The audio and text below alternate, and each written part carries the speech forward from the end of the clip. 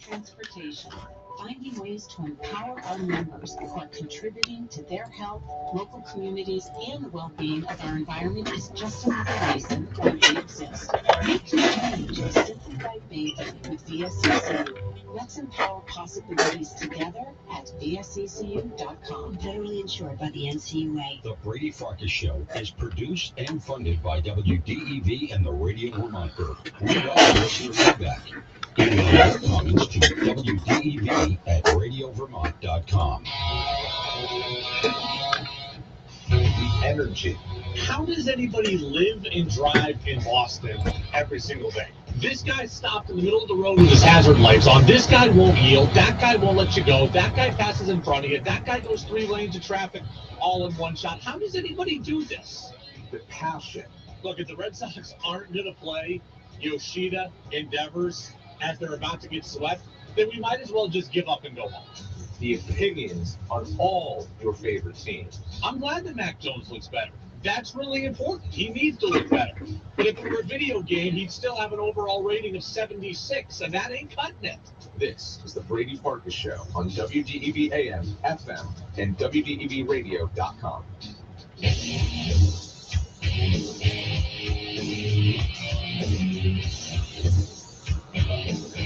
What's up, everybody? A very happy Wednesday here on the Brady Farkas Show on WDEV, AM and FM, and WDEVradio.com. We are brought to you by Fecto Homes, your total home solution in Montpelier. I know a lot of you are going to be in Montpelier tonight for WDEV night at the Vermont Mountaineers. I am sad that I won't be. Hey, we got a longer show today. Game starts at like 6:30. We go till 6:40. Even if I left the minute the show ended, I wouldn't get there until 7:10 or so. It's just not going to work today. I hope all of you have a great time. I went last year. It was an absolute blast. So I love going down to Montpelier Recreation Field and checking out the Mountaineers. And I've already seen some highlights from game one of their doubleheader. Very, very impressive talent in the New England Collegiate Baseball League this year. You can get in on the Ayer Auto text line. That's 802-585-3026. It's Ayer Auto Sales in Barrie. They're on North Main Street, online at AyerAutoSales.com. Again, we're up until 6:40 tonight. Caron of NESN will stop by with us at about 5:45, and then Freddie Coleman of ESPN Radio spoke with me earlier today. That interview will be available on the podcast channel. Everybody, let go.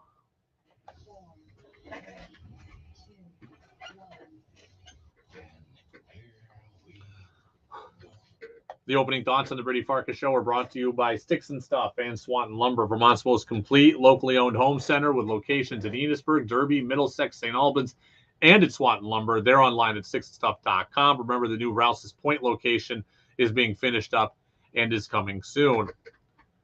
Okay, the Boston Celtics are about to make a humongous move. It is not finalized yet, but it's about to be finalized. The Boston Celtics are going to, in all likelihood, acquire Kristaps Porzingis in a trade with the Washington Wizards. Shams Charania has been on this all day from The Athletic. Adrian Wojnarowski of ESPN is on this as well. This looks likely to happen. There are a few things that still need to happen, mainly money-wise and particulars. But here is where we are at right now. There is a framework of a deal in place that we're deep down the road on. The Celtics would get Kristaps Porzingis. The Clippers would get Malcolm Brogdon. And then the Wizards would get Marcus Morris, Danilo Gallinari, and some draft picks in this deal as well. So if you're looking at it from a Celtics perspective right now, they will lose Brogdon and Gallinari, maybe some picks, we don't know yet, but they will gain Kristaps Porzingis. 802-585-3026, Ayer Auto text line. Your thoughts on this? This is a big move. This is an unexpected move. It's a move that I didn't see coming. We had been talking so much about trading Jaylen Brown for something that I didn't really think about adding something that's so big as Porzingis to a Brown and Tatum-led core. 802-585-3026. Now, before we really go deep into this basketball-wise, I am obligated to tell you this. I say this every time something like this comes up. Kristaps Porzingis during his NBA career, during his life, has been accused of rape. I don't do rape. I don't do domestic violence. I don't support that. And I have a very difficult time reconciling a guy with those accusations coming to the Boston Celtics. That said, I don't know what's true and what's not, but the fact that the accusations are out there make me very uncomfortable and make me very unsettled that this guy might be coming with that baggage to our favorite team. Now, I will do my job and talk about this from a basketball perspective. From a basketball perspective, I think this is a good move. My first reaction is I think this is a good move. But it does come with significant cost, and it does expose the Celtics in other areas. But my first reaction, kind of like one eye closed, one eye open, squinting, is like, you know what? On the scale of 50-50, I'm tipping the scales a little bit in the Celtics' favor. I think this is a good move. Here is what I like about it. Again, there are questions that come with this, but here is what I like about it. And I had to do a lot of research on this, and a couple people I talked with on Twitter about this, and I had to do some research on this. Kristaps Porzingis is not really the player that he was when he came into the league. Look, when I was starting in radio in Albany, and I had just nothing but a Saturday morning show, Kristaps Porzingis got drafted in the top 5 by the New York Knicks.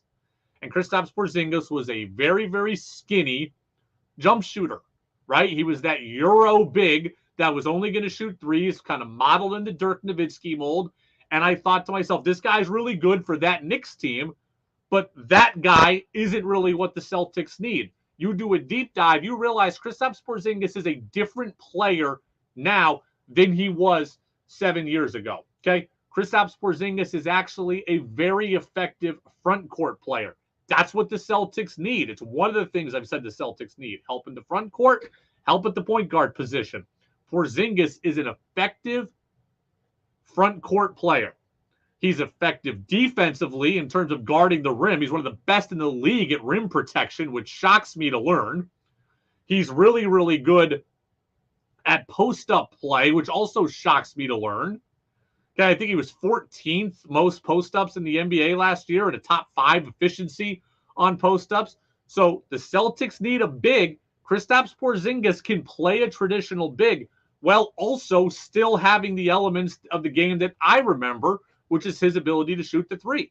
He still shot the second most threes per game in his career this year.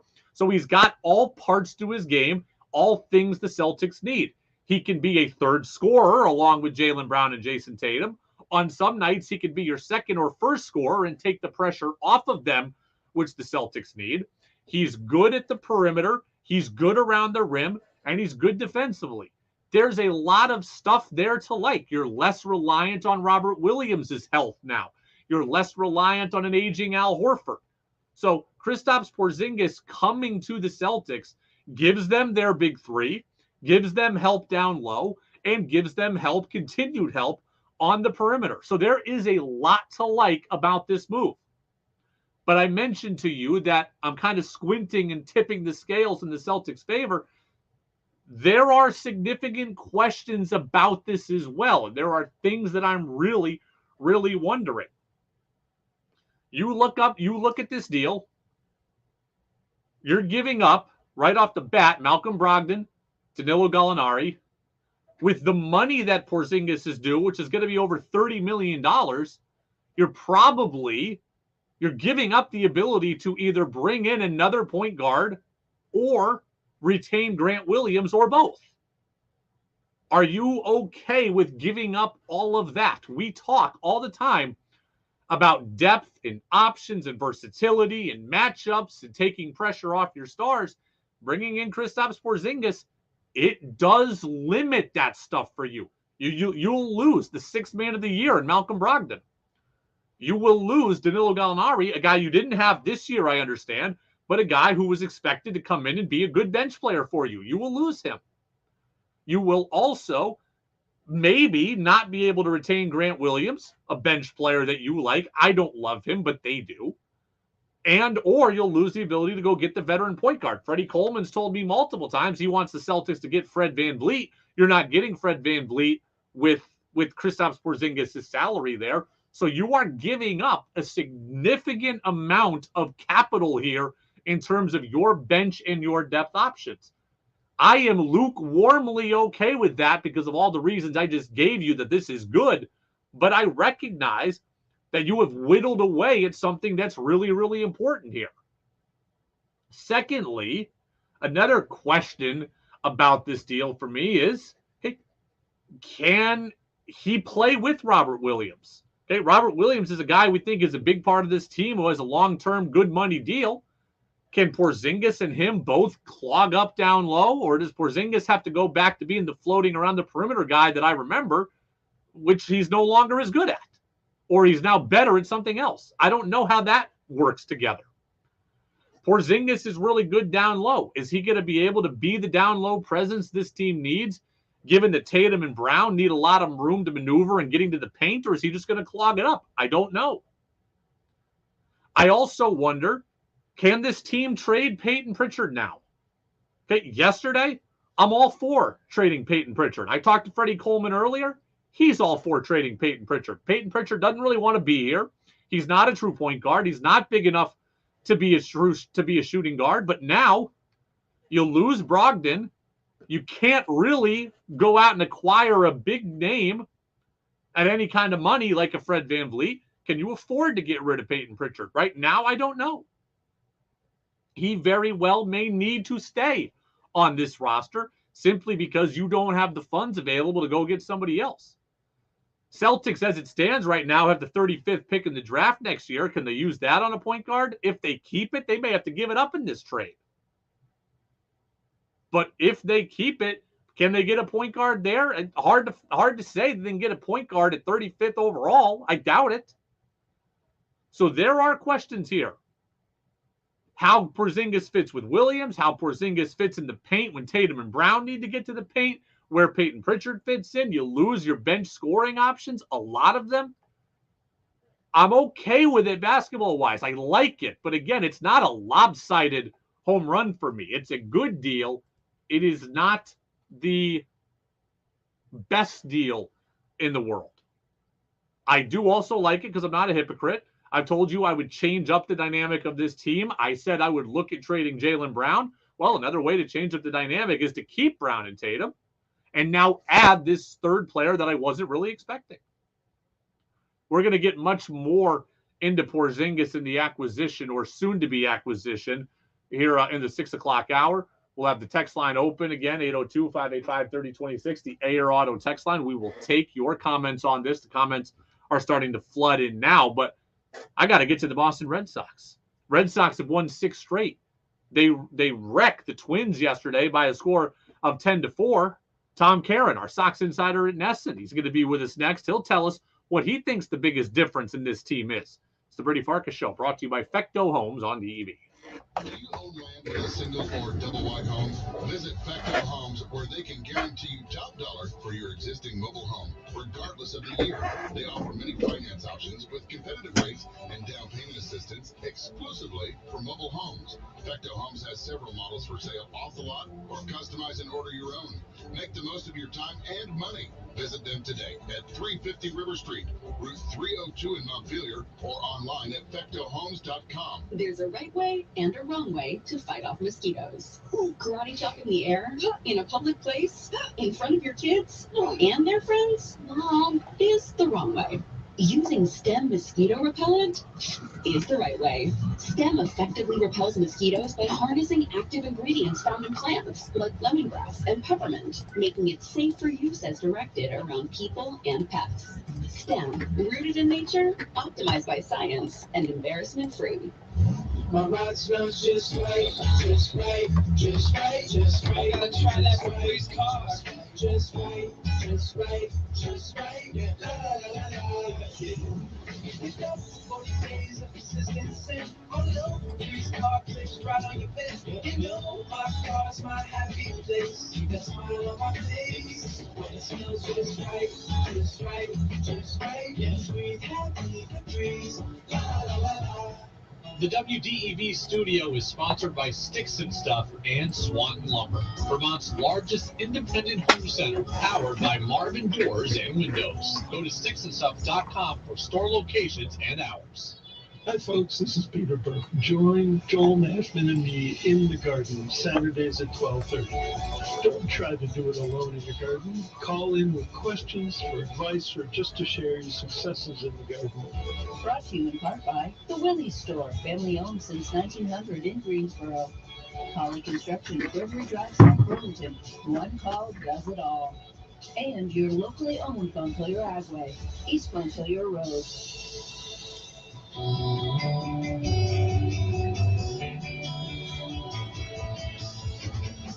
Now it's back to the Brady Farkas Show on WDEV AM, FM, and WDEVradio.com.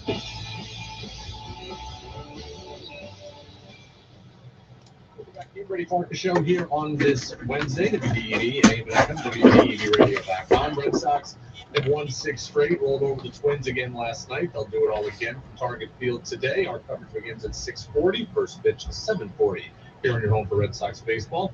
Your home for Red Sox baseball on the TV is our friends over at NESN, and Tom Caron of NESN is with us now, as he is always on a Wednesday. TC, how are you?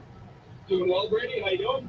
I'm doing well as well. There's a lot of things to choose from here, I guess, but over the 6-game winning streak, what has stood out to you most? Well, I mean, the biggest change for the 6-game winning streak is the offense, but what continues to impress me the most is the starting rotation. During the 6-game winning streak, 2.56 ERA. That's one of the best in baseball. And you back it up, I think over the last 11 games, they've got the best ERA of any starting rotation in baseball. And over the last 30 days, it's been like 3.5. I mean, this is what they were waiting for. And I think when you start to say, where's this team headed? A 6-game winning streak is nice, but this team is going to go in the right direction if they've got a legitimate rotation coming together. Now, the Houck injury is a blow, but with Bayo and Whitlock, you've got a couple of young arms that you can start to say, okay, this is part of the rotation for ways to come. Paxton's been terrific. Crawford's been serviceable. The back end's a little scary right now because of Houck and Sale, but you finally have starting pitching that you can start to build around. And it's been a couple of years since we've seen that. You know what's interesting about Paxton? I am color me surprised at what he's doing. I watched him for years. I love James Paxton. Yes, I'm surprised he's healthy. I'm also surprised though how efficient he has been and has been able to go deep into games. When I watched James Paxton for years in Seattle, it was 12 strikeouts, 3 walks, and a whole bunch of 3-2 counts to get to those outcomes and, out after 5. Here he is going into the 7th fairly routinely. That's been one of the bigger surprises to me. Yeah, for the last 5 starts, I think he's gone into the 7th. One thing we've seen is more ground ball outs from him, which gets him quicker through innings, right? If you're striking out everybody, you're throwing a lot of pitches, your pitch count gets up, you come out of the game. He's still got a really good strikeout to walk ratio, and he's striking out 7 or 8 batters a game, which is great. But he's getting, like I said, the other day, 6 ground ball outs, 2 fly ball outs. Yeah, he's getting weaker contact on the ground to get through innings quicker. But the thing that really impresses me about Paxton right now is how his velocity every start goes up as the game goes on. He was hitting a max of 94, 95 in the first couple of innings the other day. 6th inning, he was up 97, almost 98. And that's, for a good starting pitcher, that's not unheard of. But for a guy who missed 2 years of baseball, it's hard to imagine he'd come back with this kind of sustainability over the course of the game. And we're talking with Jonathan Papelbon, who's been in the studio this week. And if we look at Paxton now compared to what he was maybe 5-6 years ago, he's a lot quieter on the mound. There's no max effort. It's a really fluid motion. It's easy cheese, as Dennis everybody used to say. And so, whereas you used to watch Chris Sale, and even when he was healthy and dominating a month ago, you were holding your breath because he was so max effort. I don't feel that way with Paxton. It looks sustainable right now. What's interesting about the rotation is that you're seeing the contributions of your own kind of homegrown, or at least mostly homegrown young guys like Bayo, like Whitlock, whose numbers aren't all that great, but he's been better than maybe his numbers indicate. And because you have that base, it's kind of allowed you to have these under the couch cushion guys like Paxton do well. And what I'm getting at is over the last few years, we've seen these guys, right? Garrett Richards, Martin Perez, and they didn't work well, and they were kind of being relied upon. Now you have kind of this base, this core of your own guys, and now these guys can be extra on top cherries rather than the whole thing. And I think that's been a deviation this year. Yeah, it's a big difference from last year when you were really relying on Michael Walker, who was good, and Rich Hill, who had moments, right, and Nathan Eovaldi, who was injured. You know, the veteran older guys were everything to this team last year. And Whitlock is the big one to me. Like, I've been a fan of Bayo since he got here. I remember he got called up mid-season last year. The early starts weren't great, but you could see the stuff. And if he could just get the confidence to put it together, and man, is he pitching with confidence right now. But Whitlock was the one, because I was in the camp like you need him in the bullpen. He's just too valuable to the bullpen, and I haven't seen it as a starter. Now that retooled changeup has really changed the way he can attack hitters deeper in the game, and he has been terrific. Houck was really coming up into his own as well. That's why the line drive off his face is so. And it sounds like the best case scenario for a really bad scenario that he'll be back this year. Alex Moore said without question he will pitch again this year. Alex Spear had found a comparison, somebody who missed essentially about 5 weeks from the injury to go through what he went through. So that could mean you'll have him back, sometime in August, which after watching what happened Friday night, that's surprising, because that was what was really exciting. I mean, prior to the Houck injury, the fact that you had that trio of Bayo, Whitlock, and Houck, and what they did in New York 2 weekends ago, that's why now it's not just, they're playing well, but they played well before, and then they're playing well because they have a pitching rotation that is now starting to consistently deliver. They haven't had that in a long time. Tom Caron, Sox Insider over at NESN with us here on the Brady Farkas Show, WDEV, AM and FM, WDEVradio.com. They've won 6 straight. The trade deadline is more than a month away. I get it. But as you think about this team, I just ask you, how all in do you want to go with buying for this team? I think they're good enough to be around the race. I don't think they're good enough to win the World Series. I would buy, but I wouldn't mortgage a whole lot to do it. Are you in the same camp as me, or are you ready to go a little more all in? No, I'm right where you are right now. Now, talk to me in a week. I could go either way. I said coming in this week, this is a crucial week. You had it, they played their competition, right? Coming into this road trip, they had a winning record against teams with winning record, a losing record against teams with losing records. Okay, you can't play to your competition because they haven't played Oakland, they haven't played Kansas City. They got a couple of series with each of those. They've got some bad games, bad teams coming up.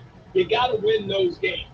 And so far, listen, they have. They're 2-0 on the road trip so far. If you go 5-2 on this road trip, next weekend you have a 4-game series. I think it is up in Toronto against the Blue Jays. If you can win 3 out of 4 there, all of a sudden you'll be sitting in 3rd place in the AL East, holding on to a wild card spot. If you're there in a couple of weeks, I'm in. Again, not mortgaging the future. I'm not trading Marcelo Meyer and Nick York to go get something. Okay. But you've got some interesting things you can do here. Kike Hernandez, who I like a lot, suddenly is having trouble. Now, again, Reyes just got injured, so Kike may be back to being the everyday shortstop, okay? But if everybody's healthy, he's a guy that would be really valuable to a contender as a guy who's always been in that role of a super utility guy. Suddenly you have Duvall and Duran in center field, Yoshida in left field, Turner at DH. Like, it's hard to get all those guys in. So could you start moving a couple of guys? But we had an interesting conversation off the air last night. And to me, this will tell you everything about where Chaim Bloom's head is with this team. What are you going to do with James Paxton? Like, you've got him under the contract for the rest of the year. And was a $4 million deal. So he's only going to be owed like 1-point-something million. And he's right now one of the best pitchers in baseball. You could get a haul for James Paxton, okay? But if you do that, you're absolutely safe. This is all about next year, not about this year. But if the offer is too good, do you do it? Now, I don't, because I think, again, unless you go in the tank over the next couple of weeks, then I'm all in on selling, okay? But if they're where you say they are and where I think they will be, on the edge of the wild card race, maybe even holding on to a wild card spot, how do you trade James Paxton? and try to honestly say you're building to do something over the last 2 months of the season. But if you're high and blue, man, that's the kind of guy you got to think about trading, because you're going to get some legit prospects for a guy who could leave anyway. So that becomes the litmus test to me for where they are. Interesting. I'm going to address that when we're done with this conversation. I've got thoughts on Paxton as well. I look at it and say, if you do buy, this team has real needs, right? They need starting pitching. Everyone needs bullpen help. You could use help in the middle infield. What would you prioritize if you could only make one kind of bigger move? Well, because of the Houck injury and Sale already on the shelf, I need a pitcher.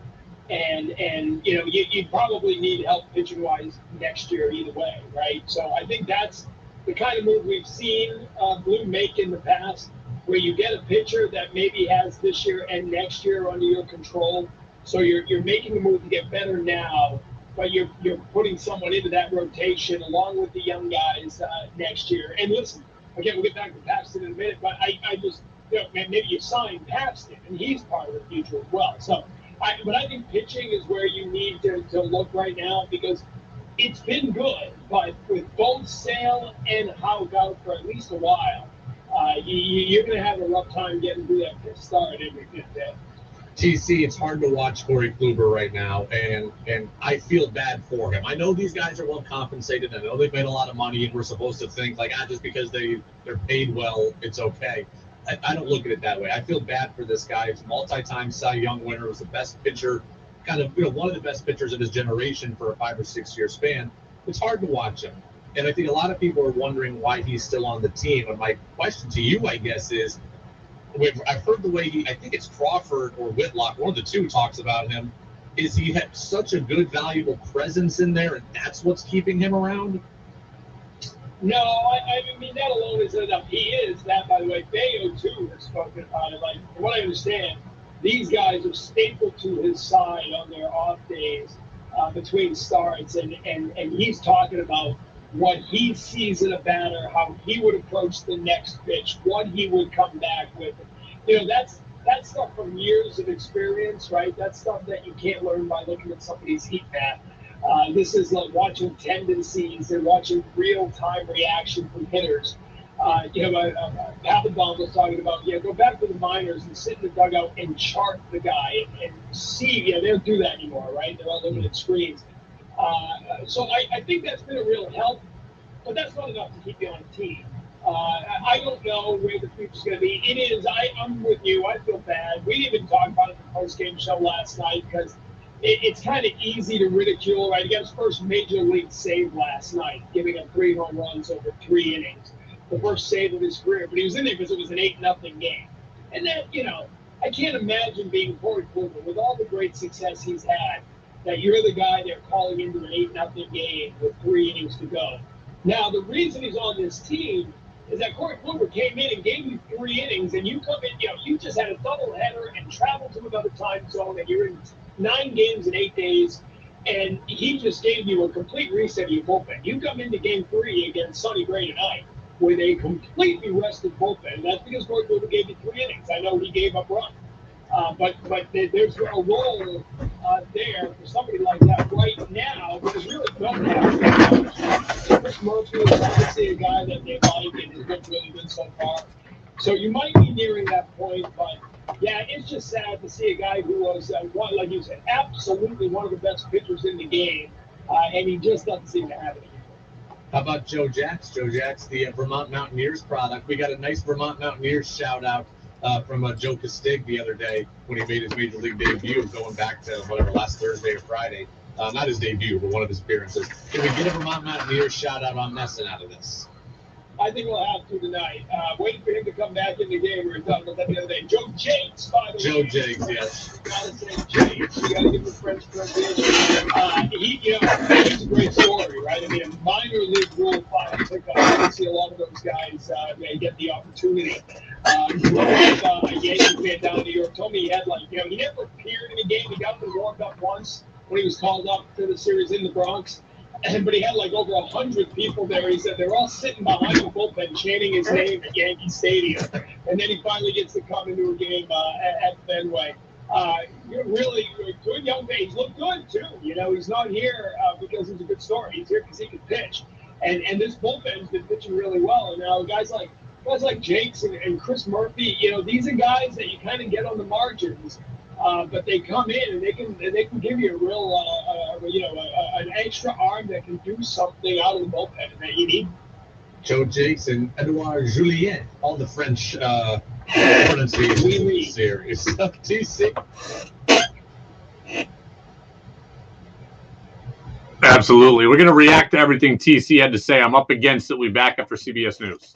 WDEV FM 96.5, W243 AT Berry, 98.3, W252 CU Montpelier, AM 550 WDEV Waterbury. Presented by Indeed.com.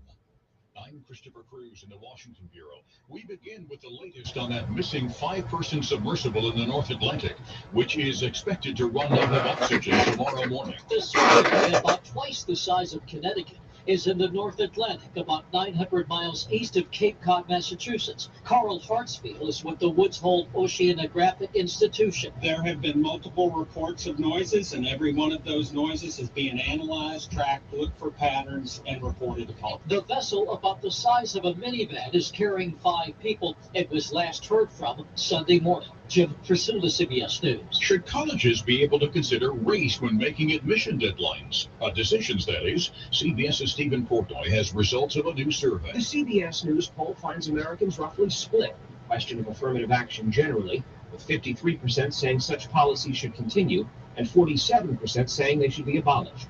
But on the question of college admissions, which the Supreme Court's expected to weigh in on this month, 7 in 10 in our poll say race should not be a factor.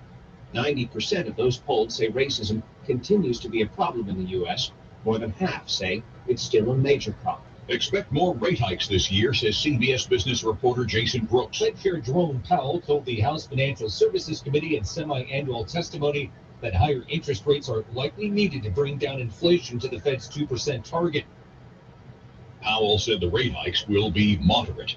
A January 6th insurrectionist who attacked a police officer during the riot is going away for a long time, says CBS's Scott McFarland. The sentence, 12 and a half years in prison, is one of the longest issued in any U.S. Capitol riot case. The prosecutors said Daniel Rodriguez of California used a taser against injured D.C. police officer Michael Fanone. As the sentencing ended, Rodriguez said loudly, "Trump won." The former special counsel John Durham, author of a report on the FBI's investigation into then-candidate Donald Trump and Russia, testified before a House committee today about his report. CBS's Skyra Henry has that. Special counsel John Durham told lawmakers the FBI acted too quickly, launching its probe of Trump's 2016 presidential campaign and possible ties to Russia. The FBI was too willing to accept and use politically funded and uncorroborated opposition research, such as the Steele dossier. On Wall Street, the Dow closed down 102 points.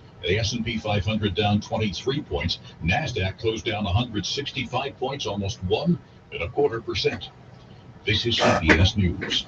Need hires who dazzle without the hassle? You need Indeed. Their powerful platform helps you attract, interview, and hire candidates all in one place. Visit Indeed.com/credit. My ride smells just right, just right, just right, just right. I gotta try that Brady's car. Just right, just right, just right. Yeah, la la la la. Pick up 40 days of persistence and all over Brady's car, placed right on your bed. You know my car's my happy place. Keep a smile on my face when it smells just right, just right, just right. Yeah, breathe happy the breeze. La la la la. There's a right way and a wrong way to fight off mosquitoes. Karate chopping the air in a public place in front of your kids and their friends is the wrong way. Using Stem mosquito repellent is the right way. Stem effectively repels mosquitoes by harnessing active ingredients found in plants like lemongrass and peppermint, making it safe for use as directed around people and pets. Stem, rooted in nature, optimized by science, and embarrassment-free. It's the most expensive home in the country now on the market. The Wall Street Journal says Casa Encantada in Los Angeles is on the market for a potentially record-setting $240 million. It measures 40,000 square feet, features 40 rooms, including 3 kitchens, and sits on 8.5 acres near the Bel Air Country Club golf course. It was built almost 100 years ago for a former nurse who married a multi-millionaire glass manufacturer. Former owners include Conrad Hilton and Dole Foods billionaire David Murdoch. The current occupant, financier Gary Winnick, says the house is like a Jackson Pollock or a Pablo Picasso, a work of art in a league of its own. Deborah Rodriguez, CBS News. Scientists say the eruption of a volcano in Hawaii that began nearly 2 weeks ago is paused again. Kilauea is one of the most active volcanoes in the world and the second largest in Hawaii. It began erupting June 7th after a 3-month pause. Christopher Cruz, CBS News. Think you know sports better than Brady does? Text in with your thoughts at 802-585-3026. Now it's back to the Brady Farkas Show on WDEV AM, FM, and WDEVradio.com.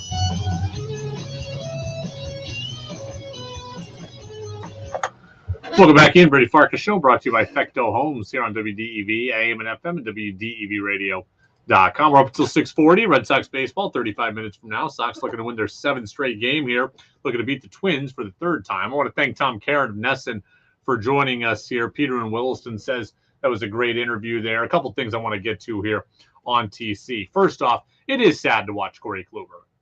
I mean, this is a guy who really was one of the preeminent starting pitchers in baseball for a 5 or 6 year span.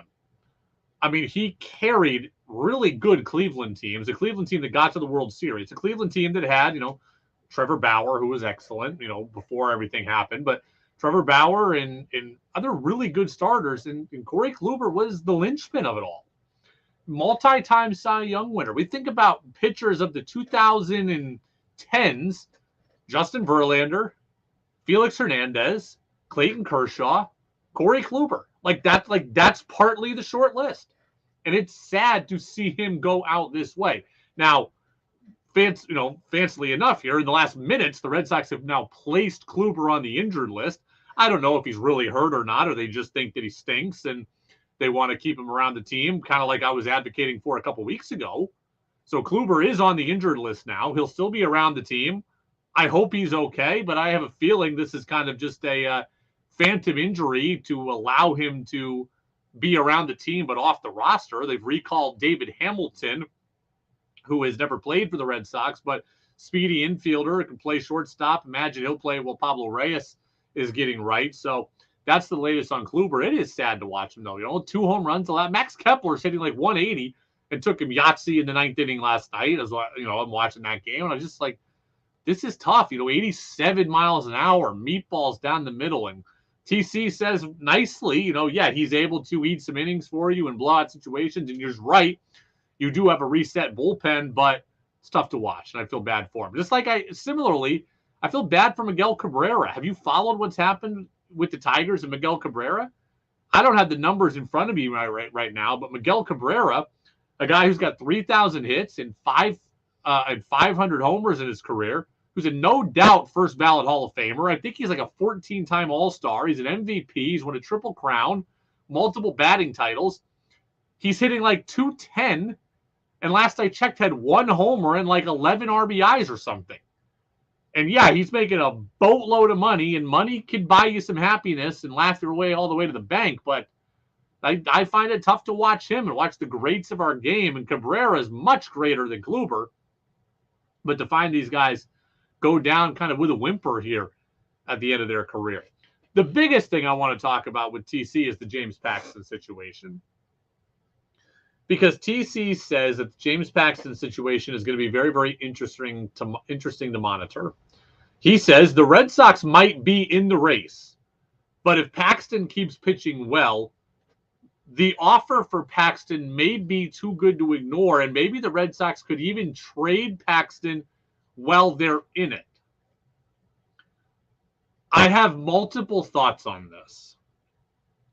One, my gut tells me I have a hard time believing that James Paxton is going to command a boatload of prospects, right? Like TC says, maybe the prospect package is too good for you to ignore. I have a hard time believing that's going to be the case. I don't see James Paxton commanding a huge return in prospects. Now, maybe I am wrong.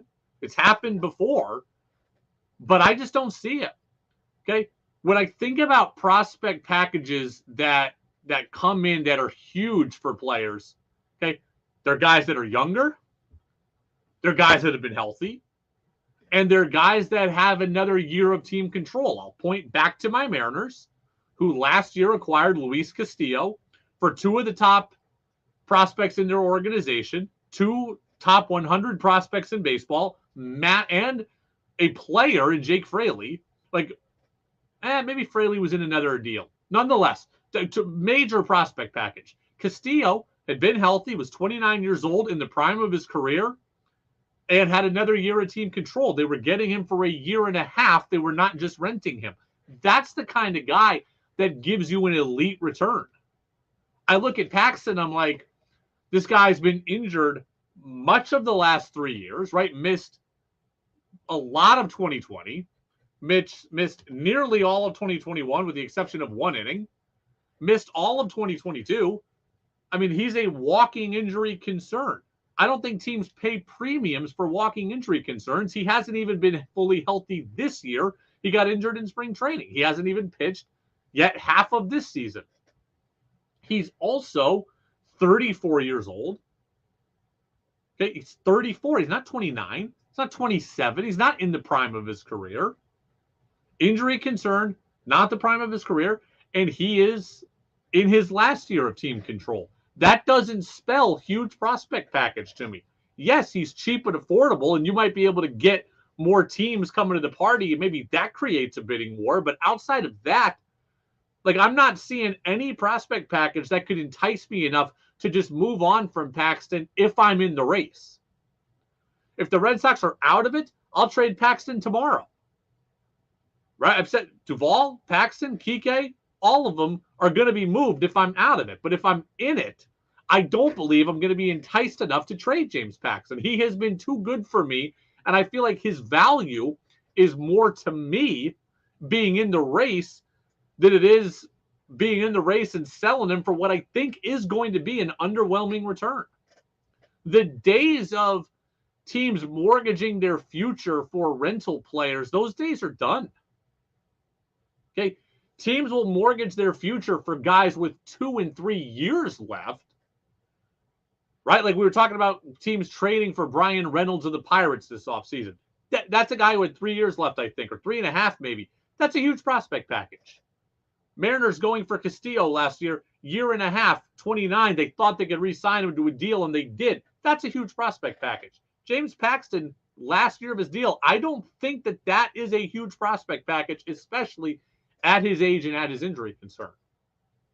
If I'm in and I want to keep him and I want to make a run at this thing, and yeah, that might blow up in my face if he gets hurt again, but it's worth the risk to me because I don't think I'm getting 2 top 100 prospects for him. I think TC is overvaluing what he would bring back on the trade market because I just don't see it.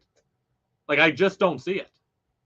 He's good, but he is of more value to the Red Sox if they're in this race.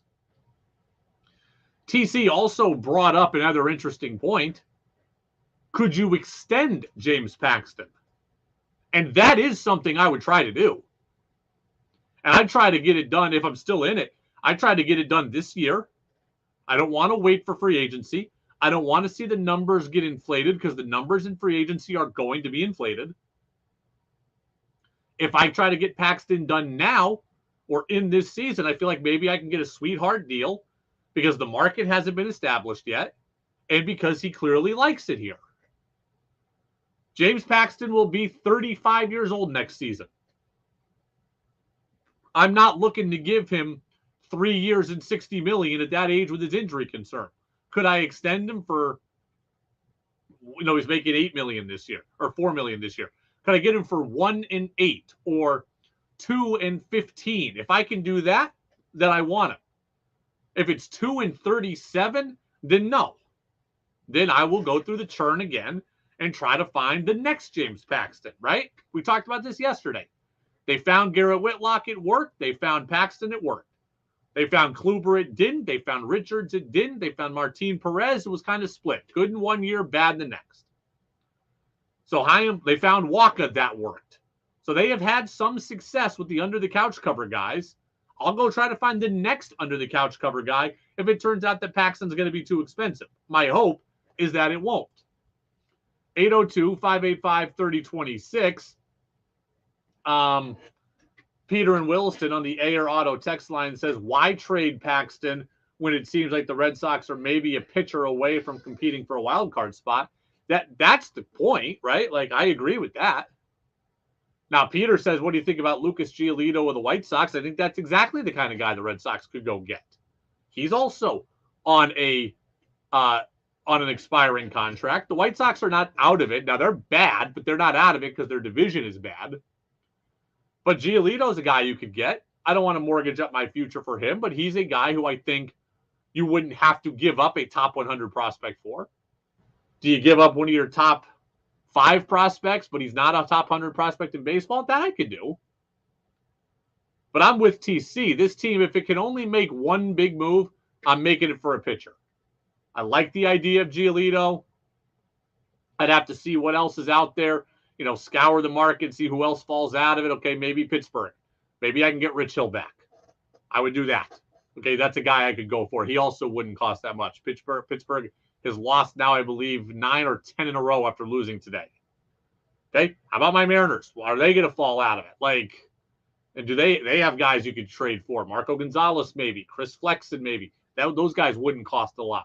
How about the Tigers? Again, they're in the AL Central, so they're not out of it, but as they start to get some of their young pieces back, maybe the Michael Lorenzen types are available. There are guys out there. There are guys out there, and I think the Red Sox have a chance to go and make a move to upgrade, and I don't think they'd have to trade James Paxton, and I don't want to trade James Paxton if I'm in it. We are about 25 minutes away from the Red Sox game. Sox taking on the Twins here today, looking to win the first 3 games, I should say, of the series. Reminder, tomorrow is a day game, so we'll have day baseball coming up. 12:10 is the pregame show. 1:10 is the first pitch. So we'll have a full show, all 90 minutes tomorrow. We'll also have Thunder Road Racing. That'll come up tomorrow night. That'll be at 8 o'clock. A couple things I really liked about the Red Sox yesterday, not just in terms of what we saw, but what I heard after the game. Just there are little buzzwords and there are little phrases that get me all tingly inside. And I heard them from Christian Arroyo and I heard them from Alex Cora. Let me get to Arroyo first, something I love to hear from him.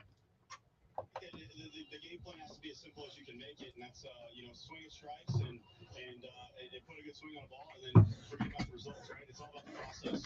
Been really trying to hone in on that.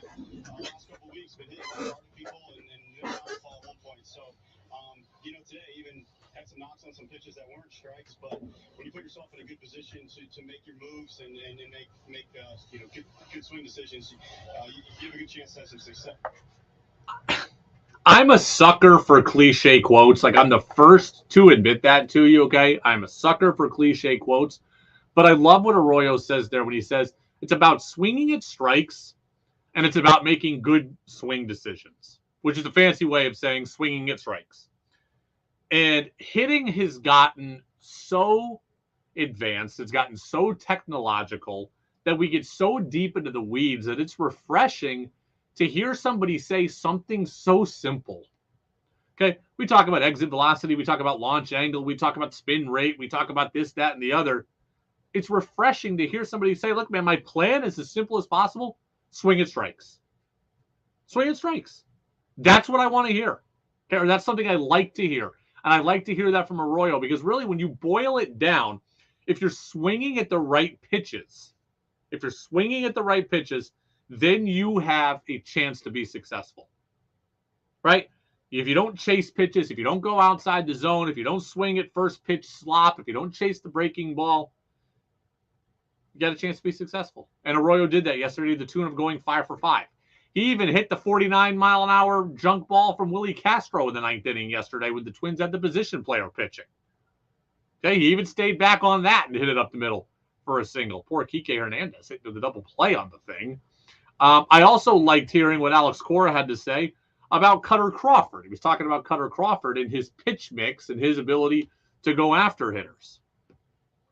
Yeah, but he can get in trouble, trying to be too cute, I think the stuff plays.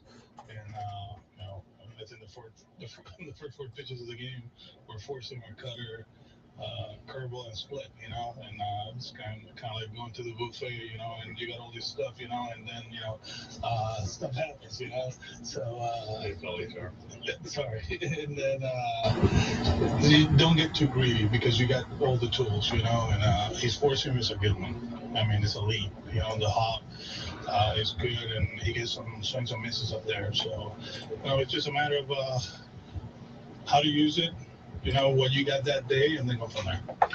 I love the message there from Alex Cora. He says, don't be too cute. His stuff plays. And I love hearing that because I think one of the problems, I know, one of the problems that pitchers fall into is pitchers think that they have to be too perfect and they have to trick the hitter. Right? We've all been there as pitchers, right? Good guy is up at the plate, and you think, okay, I got to do this. Okay, I'm going to throw him a curveball, now I'm going to throw him a slider, I'm going to throw a changeup, then I'm going to fastball in, then I'm going to go away. You just think, okay, I got to trick a guy. But you know what the reality is? The reality is that even the best hitters in baseball get out 7 out of 10 times, unless you're Luis Ariz, okay? And he gets out 6 out of 10 times, okay? The best hitters in baseball get out more often than they don't. And also more often than not, hitters will get themselves out. And we as pitchers, we forget that. Okay, we think we have to trick you and, do this, that, and the other. But oftentimes hitters will just get themselves out. They'll swing at a bad pitch. They'll chase something. To the antithesis of Arroyo's point, they won't swing at strikes. They'll go outside the zone. They'll expand. They'll chase the first pitch curveball. They'll get they'll pop up the slider.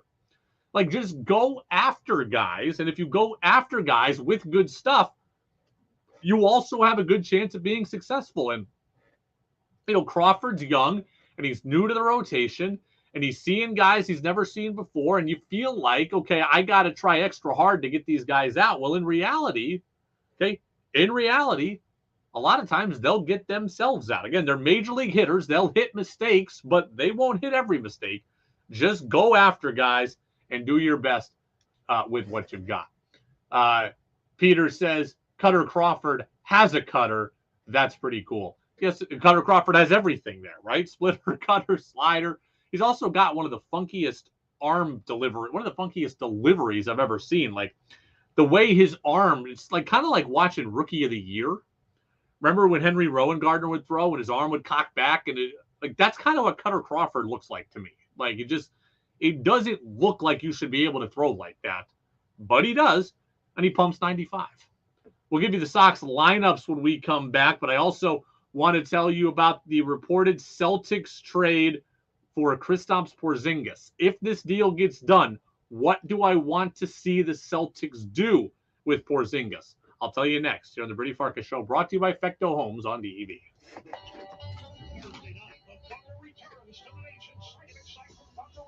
When Community College of Vermont presents a full card reset for the late models and flying cars, plus the street stock Marvin Johnson Memorial. Adult admission $15.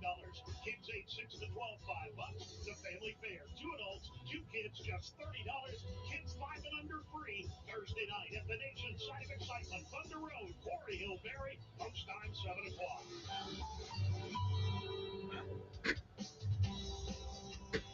New England Municipal Resource Center, NEMRIC, supporting strong communities by helping local government since 1986. At Union Bank, they've helped local businesses and municipalities since 1891 with a full suite of commercial and municipal loans and services.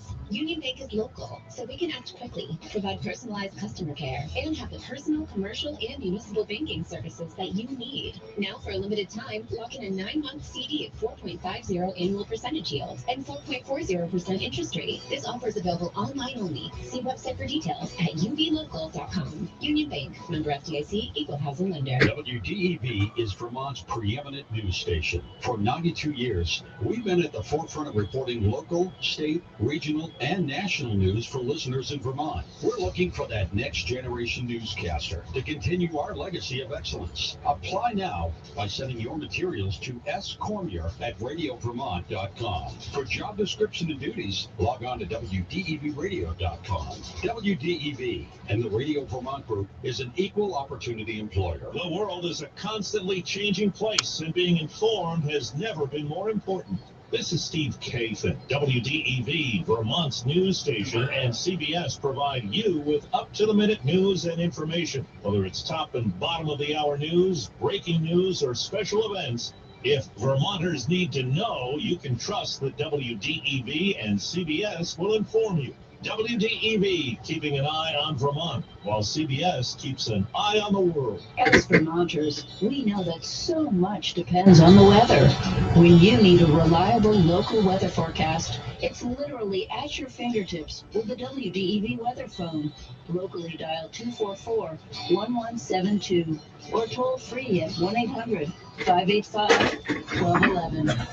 Roger Hill's weather forecast is just a phone call away on the WDEV weather phone, 244-1172 or 1-800-585-1211. Your chance to be part of the show is on the text line at 802-585-3026.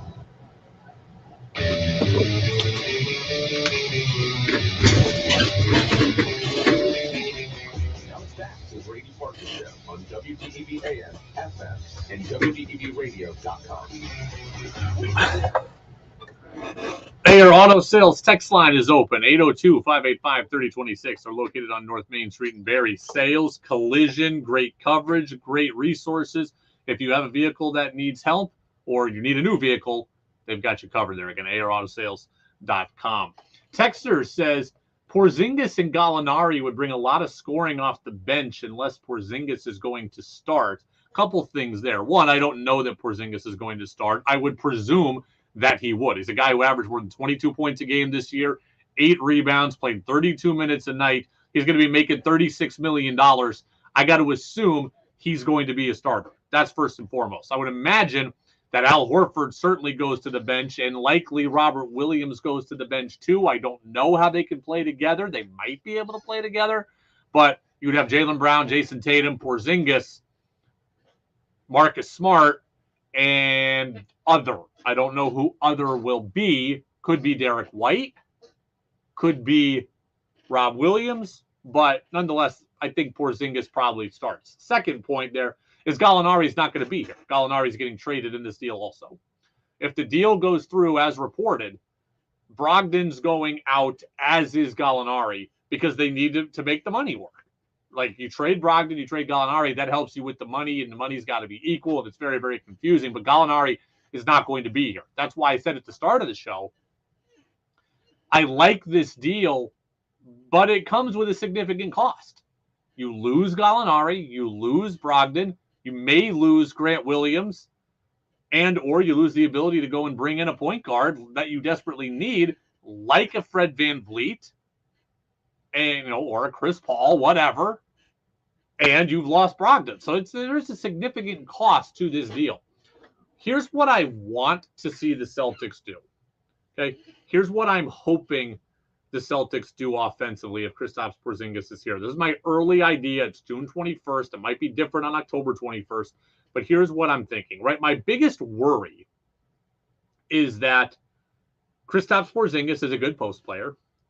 Jaylen Brown and Jason Tatum are good drivers at getting to the basket. Well, I don't want Kristaps Porzingis to clog up the lane so badly that those guys can't get to the lane, right? I don't want that. So what can we do here to kind of alleviate some of the concerns. What I think needs to happen is this.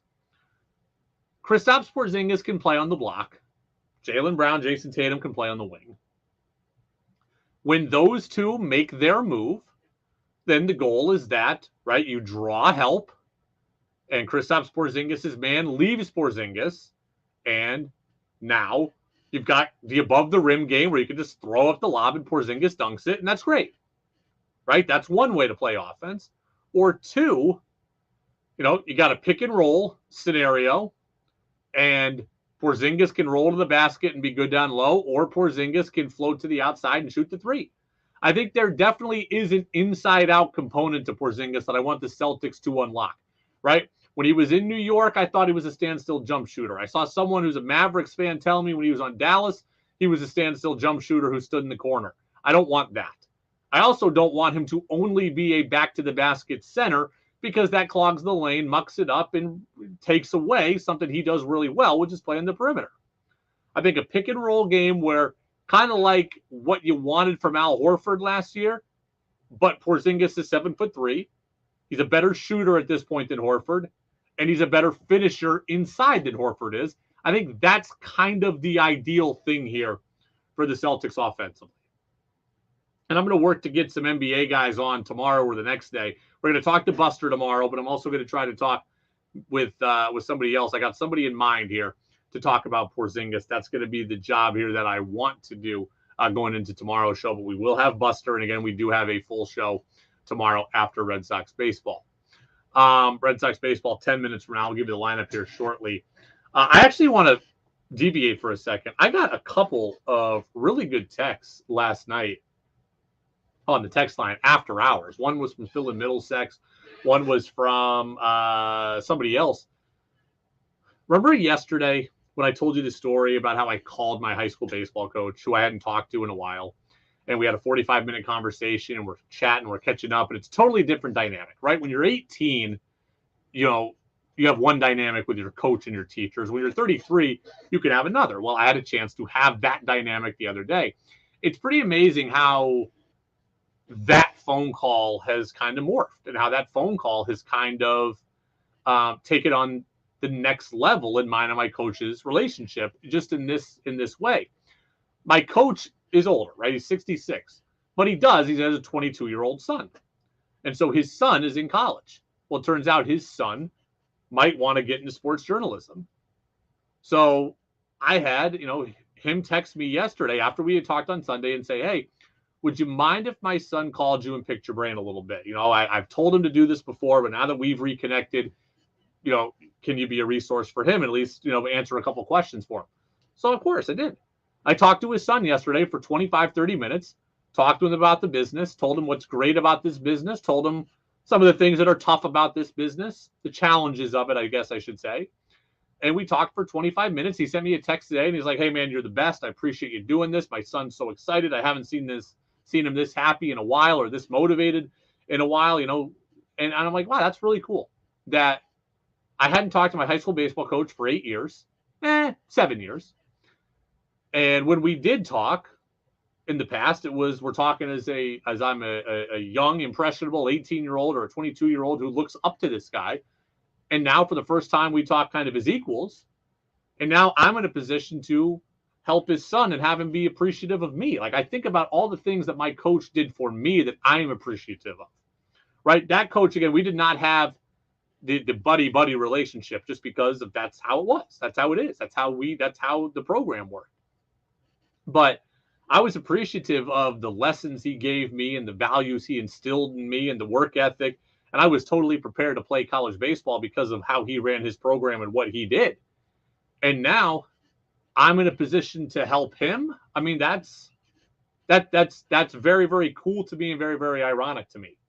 And he's already told me, like, hey, next time you're in town, we should get together. And he's like, we'll grab coffee. I don't drink coffee, but I'll take a chocolate milk or something like that. And then I'll act like I'm 18 again because I don't drink coffee. But yes, that's right. I don't drink coffee. I said it. Sorry. I know everybody gets mad about it when you say, oh, you don't drink coffee? How do you get through the day? No, I don't drink coffee. But it's just very, very cool that this conversation has sparked one, him and I getting on a bit of a different level, and two, me being able to, help his kid or at least answer some questions for his kid. Tech says, great consequence of you reconnecting with your old coach. Now you're helping him. How cool is that? It feels pretty cool. And, I definitely do want to get together the next time I'm around. And I'm very happy that he got into the Hall of Fame. And he sent me his Hall of Fame speech, which I never would have seen otherwise, which was awesome. And, got to hear, him shout out some of the old players in the programs and some of the guys that were my former teammates that helped him get there. It's very, very, the whole thing is very, very cool. And, I'm happy that I called, and I'm happy that it's turned into the conversation that we had and into me, my ability to, maybe help his son get into this business. This business is hard to get into. And, if I can provide any kind of guidance, hard to believe I've been experienced enough in this business to provide any guidance for anybody. I mean, I've been doing this now. I've been doing this now for 9 years. Next year, it's going to be a decade. It's 9.5 years, I think. Like, I'm trying to. Texter says, did you just say chocolate milk? I love chocolate milk. Good. I'm glad I'm not the only one here because, again, I don't drink coffee. Kevin says, I get crap all the time because I don't drink coffee. I'm glad to hear others don't either. You know what's interesting? I will say this. I'm obviously I don't drink coffee. I'm glad to not drink it. Like, I'm proud to not drink it. But the guy who doesn't drink coffee is often very annoying because they will tell you they don't drink coffee. He's also the same as old guy who doesn't use a cell phone. I've been around people who are older, and I'm talking like 70s or 80s, and they'll say, I don't use a cell phone. I just have a landline. I don't want that stuff. They tell you all the time. Okay, guy who doesn't use a cell phone and tells you about it is very, very annoying. Guy who doesn't drink coffee and tells you about it, also annoying. I try to not tell people I don't drink coffee because I don't want to be that guy. I didn't tell my coach that. I'm like, oh, yeah, sure. When we get there, I'll just order something different. But, guy who doesn't drink coffee, just don't be the guy who tells everyone. I try not to. I'm sure that I do at times, but I try not to brag about it. Kyle in South Burlington, Brady, you succeed by helping others succeed. I hope he does. He's got some real talent for it. I could tell that in just a 35-minute phone call. So maybe he'll come take my job someday. I would hope not, but maybe he will. He seems like he's got the chops for it for sure. And, you need a degree of chops to do this job. I'm not sitting here to say that doing radio is brain surgery, but I do, think it takes some talent and acumen to do this job. Texter says, I'm old and can't have caffeine anymore. I'm that guy. I'm ancient. Here's the reason I don't drink coffee. Like, if we're going to get into this for a second here, before I give you the Red Sox lineups, a couple different reasons. One, coffee's expensive. Okay? I got enough vices in life. I don't need coffee. I spend money on beer, right? I'll have a cigar every once in a while. I'll go to a casino once in a while. I got enough vices in life. I don't need to spend $6 a day on some frappuccino or on some coffee, nor do I need to go and be grinding my own grains and making stuff. My brother is addicted to coffee, so my family likes coffee. I just have no need for it. I have enough vices in life. Two, this is what I say that gets everybody up in arms. I don't believe that caffeine has a real effect on me. Okay? And then everybody invariably offers, well, let me give you the strongest cup of coffee ever and see how you are. That would probably work. But I try not to drink a lot of soda anymore, but I drank a lot of soda in my life. Right? I could pound 3 Mountain Dews before bed tonight and fall asleep like that. Okay? It would have no effect on me. So if I don't want to spend the money on it, and I don't like the taste of it, and I don't believe that it's going to work for me, there's no reason for me to drink coffee. Okay? Again, oh, but Brady, I'll give you a strong cup of coffee, and we'll try this, that, or the other, and then you'll be bouncing off the walls. Maybe. But if 3 Mountain Dews aren't going to do it for me, then I don't need to go and try to have coffee. Okay? I don't need to just go try coffee to test myself and test my tolerance. I feel like I have a high tolerance for caffeine, and coffee is not something that's going to work that much or that I need.